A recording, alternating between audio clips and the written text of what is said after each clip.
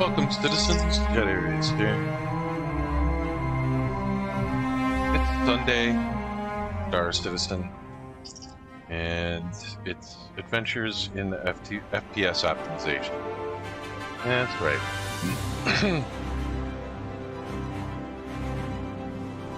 So, at the moment, I'm getting, just lying here doing nothing, I'm getting about 82, 83 frames per second. This is actually pretty typical for me. But earlier I was getting half that, and it was just an absolute wreck, and I could not figure out what was going on. And yeah, it was tough. I'm going to turn down the music here. We're going to talk some FPS settings. The first thing, and I cannot stress this enough, Windows 10 and Windows 11 suck. They just suck. They're not optimized for games at all. They've got all kinds of stuff that's turned on that shouldn't be. Turn off all the Xbox crap. Sure, all that stuff. They're constantly collecting telemetry and stuff like that. I turn all that off. And in fact, let me let me show you where you can find all of this. I have a post on the Spectrum forums. Let's switch that around.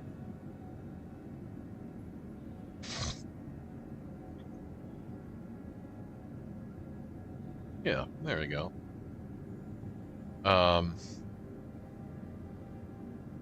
So, yeah, disable the Xbox bar. Turn on Windows gaming mode. This one I just added. I've been doing this for a long time, but tell your antivirus protection to ignore your Star Citizen files. If you don't feel comfortable doing that, don't. But drive performance does make a difference. Turn off all the apps and services that aren't essential. I actually kill a ton of stuff in the background automatically with the PowerShell script that launches the game for me. Steam, Epic. If you don't use Discord, kill that. I use the screenshot utility. I kill that. I turn off the Sprint Pooler and hotspots and all these services. You can also go to this Chris Titus. He's a YouTuber. He does a ton of Linux and Windows stuff, and he has a Windows decrapifying tool, and I run that and get rid of as much stuff as possible. I also don't run any MSI Afterburner or Riva stuff. It was horrible. It constantly was crashing everything. Your Nvidia card and your drivers may handle it fine, but if you're having problems, turn it off. Literally anything that uses a graphical overlay. The only thing that I have found that doesn't slow things down with an overlay is the Nvidia overlay itself. So, if you want some information about your frames per second, honestly, just use the in-game setting. I'll show you that in a second. I use wired internet. Wireless is fine, but it does do weird things periodically, and you're just not going to have as many issues with a wired connection. So if you can have a wired connection, have a wired connection. It'll be just that much faster, and having an edge is good. If you have 2 SSD drives, this makes things awesome. Have one where your operating system is installed, and have the other one where you install your games and stuff, including Star Citizen. Run Star Citizen off of your D drive, OS on your C drive.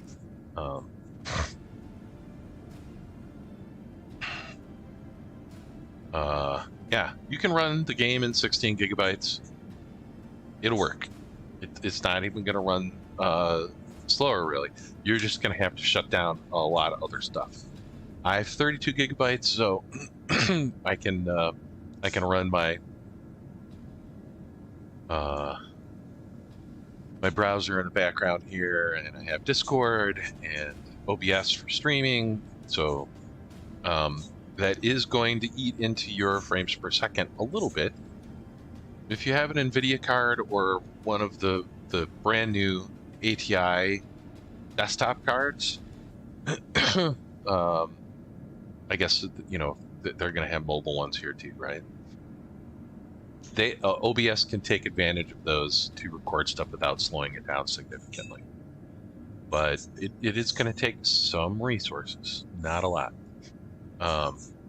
Even if you have 64 gigs of RAM, if you think you have so much RAM that you don't need a virtual memory file, page file, with Star Citizen, you'd be wrong.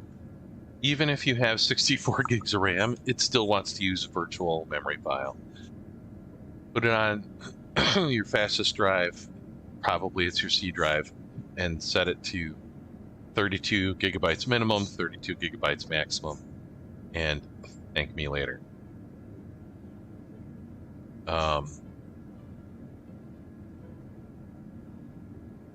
Disable full screen optimizations. This is something that Robert's Space Industries, SIG, will tell you to do. There's a great article that they have on a bunch of stuff to fix graphics issues. I highly suggest reading it. It also has great things about links to you know, how to find your logs, and you know, a variety of other things. A lot of the things that are on my list are things that I learned from here, right? Stable Windows Game Bar, blah blah blah. Okay.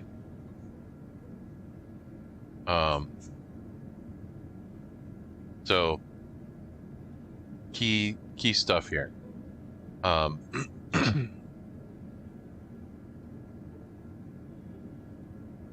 If you have a 12th gen or higher Intel CPU, disable your E-cores. If things are constantly stuttering, it's because it's trying to use the E-cores for things. Once 3.18 is out, I believe that they have fixed that issue, and it will actually use your E-cores, and it should actually improve your frames per second by keeping them enabled. But in 3.17 right now, probably until March, when 3.18 is released, hopefully March, disable your E-cores.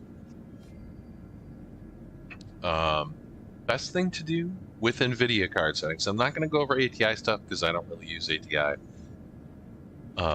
But this utility, this Guro's DDU display driver uninstaller, does Nvidia uninstalling and ATI uninstalling, and I recommend that you do it with both. Clear that driver out. Don't use Nvidia's or AMD's uninstallers. They don't work. They don't really get rid of everything. But the DDU will. It will nuke all that stuff. Reinstall either the latest driver, or if you have issues, a driver that I've always had very good luck with over the last year or so is the 511 drivers. So if you're still having problems after you blow away everything and reinstall drivers with the latest, then try the 511. The next thing that I do is I set some Nvidia control panel settings. And these make a big difference. Aside from your well, there we go. That should fit in there. Okay. Manage 3D settings.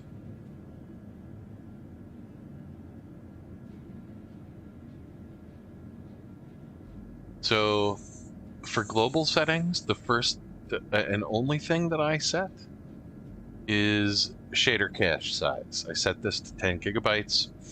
This helps smooth things out later on in the game. It'll cache a lot of this stuff, and so it won't have to recompile it or rebuild it again. So that I set globally. Okay. You might have to hit the add button and go find your Star Citizen executable, starcitizen.exe. It shows up as Squadron 42, Star Citizen. Just, FYI. Okay. Image scaling. If you're trying to play this game in 4K, you better have a massive CPU and a graphics card to back that up. Your CPU is actually probably more important. If you don't have the very latest CPU, chances are you're not actually using the full potential of your graphics card, even going all the way back to like the 1080 series graphics cards. I have a 980 Ti, and with these settings, Star Citizen is playable. I get 30 to 45 frames per second in space and on planets and stuff like that. The cities are trash, but you don't do anything in the cities, so. Image scaling can make a huge difference. So play on your 4K screen in 4K, but it'll use like 1080p as your actual resolution. It'll scale it up. It won't look quite as good, but it'll be okay. Actually, on my 980 Ti system, I scaled 1440p up to 4K. But I was heavily CPU bound on my old system. So image scaling, if you want to turn it on, that's great. If you can play at 1080p, I highly suggest that. You'll get much better frames. Okay, low latency mode. Set it to ultra. Power management mode. There's a lot of debate about this. Some people say to just leave it on normal. Other people say prefer maximum performance. Try either one. I've noticed a massive difference there, but now there's a set of settings here that are actually all controlled just by the texture filtering quality. Set this to high performance and it'll change these 4 settings to whatever it needs to set.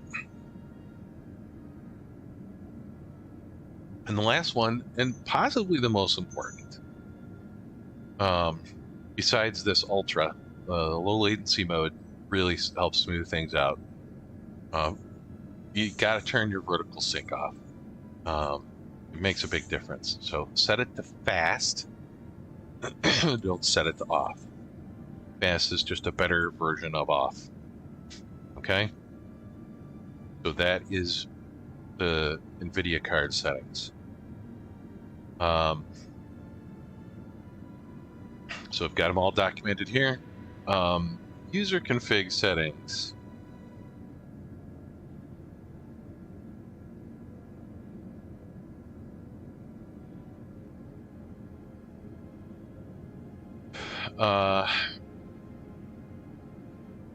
There are tons of settings that you can put in here. You can see I've got all kinds of ones that I've experimented with.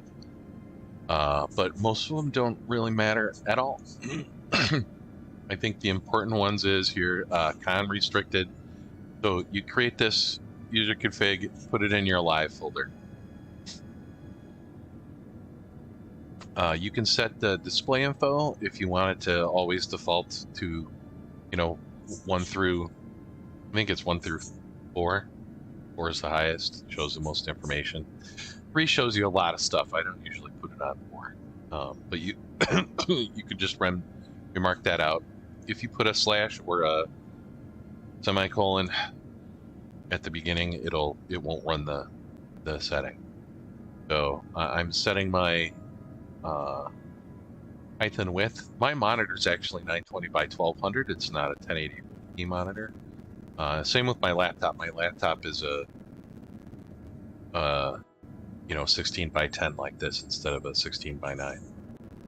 So I always play in a full screen borderless window because Star Citizen does not scale things properly and the interface gets all wonky.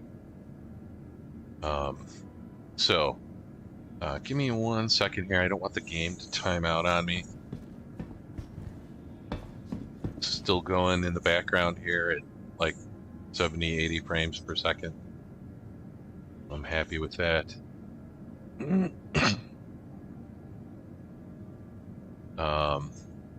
So VSync, turn VSync off.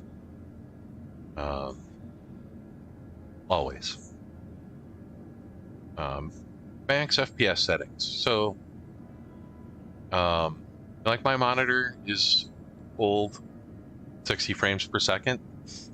So if you want to work on keeping your heat down and reduce some of the load on on things, and maybe help to keep the frames per second from varying widely. Believe it or not, a solid 30 frames per second is almost better than constantly vacillating between 30 and 80 and 30 and 80 and 30 and 80. You know, that's madness. So if you have a set number of frames per second that it seems to run best on, even if it's lower than 60 frames per second, set it to that, right? You know, set it to 30 frames per second. You watch movies or TV in 30 frames per second all the time. It's going to be okay. 30 frames per second is playable. That being said, I often run much higher. You can see I'm running 80 frames per second in the background here. So I like to keep this set to off just so that when I make adjustments for my settings, I can see, you know, if it's helping with the maximum. This max idle FPS, you would think that because I'm outside of the game now, that it should be running at 30 frames per second instead of 80, but that is not what's happening. It really only does this at the load screen. It runs at 30 frames per second. Maybe someday it'll do something different. Well, I think that would be nice, you know, to slow things down. Now, the rest of these settings are right out of this. A lot of them are right out of this guide.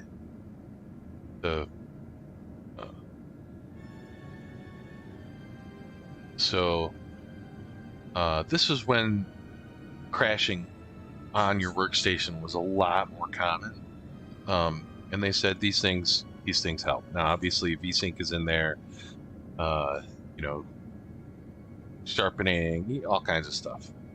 So that is basically what these settings are. I throw them in there. I have my mouse already set the way that I want outside of the game.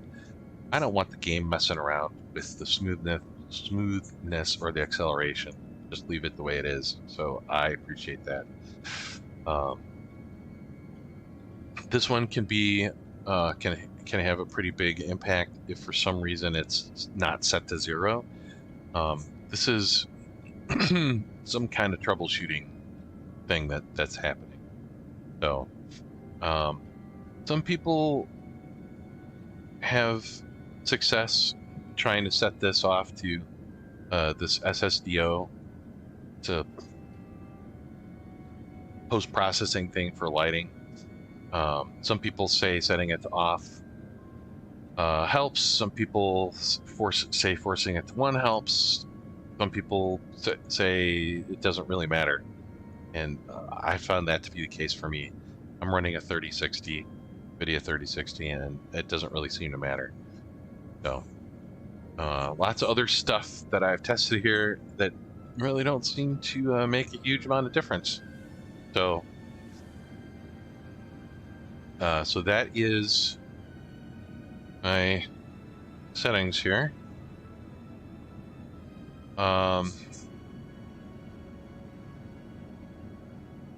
So in-game settings. Let's check out the in-game settings.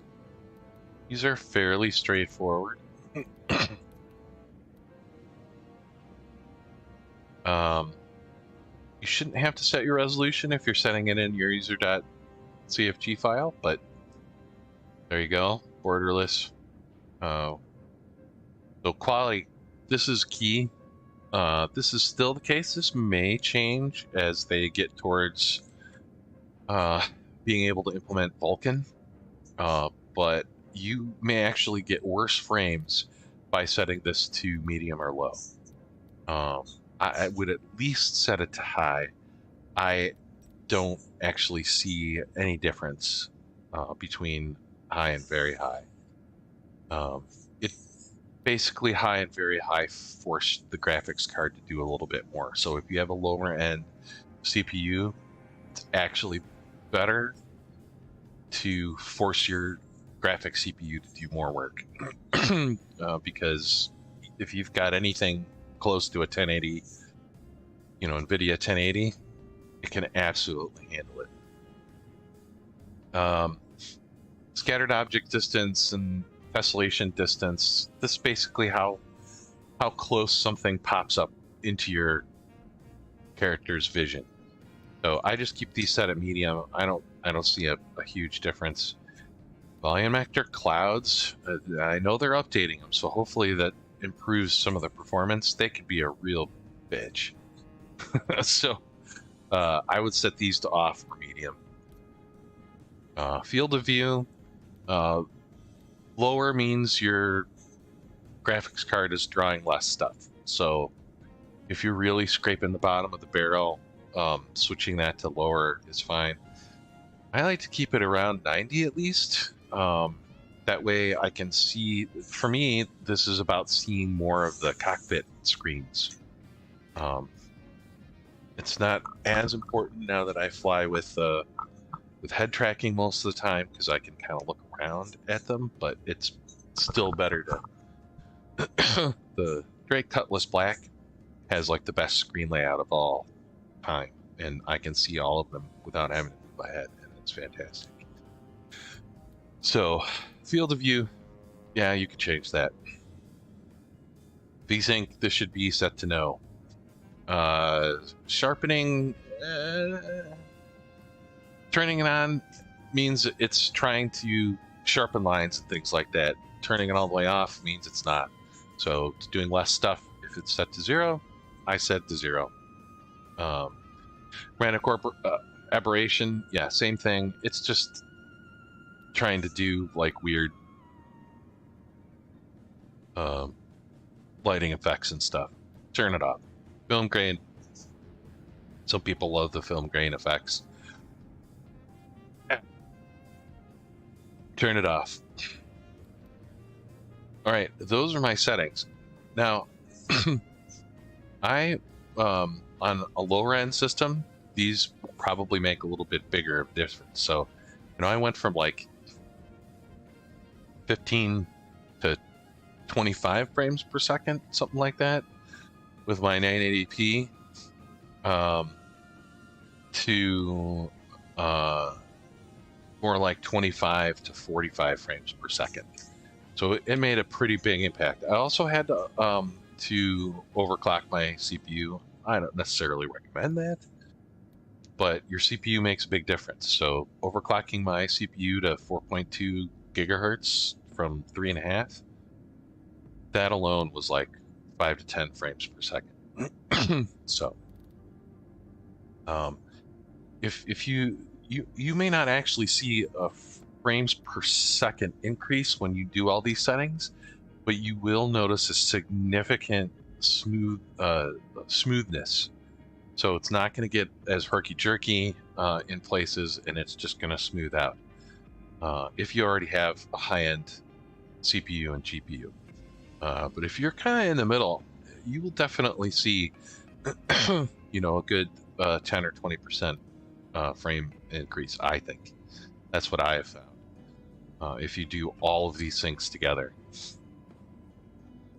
I certainly wouldn't be getting anywhere near 80 frames per second without this. So there you go. That is my adventures in FPS performance. If you've got any questions, let me know. Go check out my page. I will make sure that I think my performance settings are in the description already. So check the description on the video for my performance settings on Spectrum. Leave me some feedback there or on the video comments if things worked for you or if you found something new that worked really well. Ultimately, Star Citizen is just really hard on hardware, especially CPUs. Your GPU is probably not the problem. If you have an old CPU and you decide I'm going to go get a 480 Ti, you're going to be disappointed. You really need to do both at the same time if you're going to upgrade.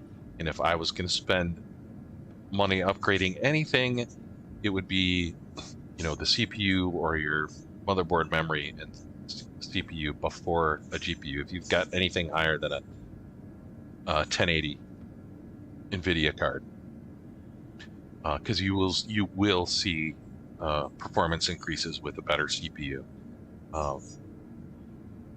more than you would with an improved GPU.